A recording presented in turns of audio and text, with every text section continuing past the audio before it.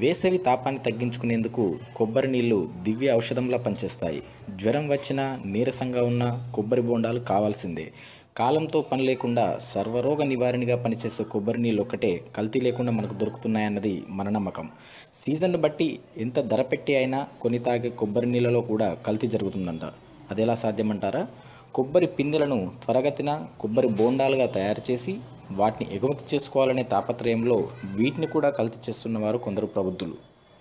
కొబ్బరి చెట్లు వేర్లు ఉన్న చోట తల్లి వేరును బయటకు తీసి దాన్ని ఒక కవర్లో పెట్టి దానిపై మోనోక్రోటోపాస్ అనే కెమికల్ను పోసి మట్టితో కప్పేస్తారు. ఇలా ఆ కెమికల్ను చెట్టుకు ఎక్కించడం ద్వారా పిందెలు త్వరగతిన బోండాలుగా మారతాయట. అలా తయారైన బోండాలు తాగితే గుండె, కిడ్నీ, లివర్ సమస్యలు వస్తాయంటున్నారు వైద్యులు. చెట్టు నుంచి వాటి కెమికల్ పూర్తిగా నశించాలంటే 40 రోజులు పడుతుందట. సో మనం తాగుతున్న బోండాలు కూడా ఎంతవరకు సురక్షితం అన్న ప్రశ్న వేసుకోవాల్సిన పరిస్థితి ఏమైనా కొబ్బరి నీళ్ళనే కల్తీ చేసిన ప్రబుద్ధులు తల్లి పాలను అయినా విడిచిపెడతారంటారా? If you like the video, please like us and subscribe Tollywood Nagar.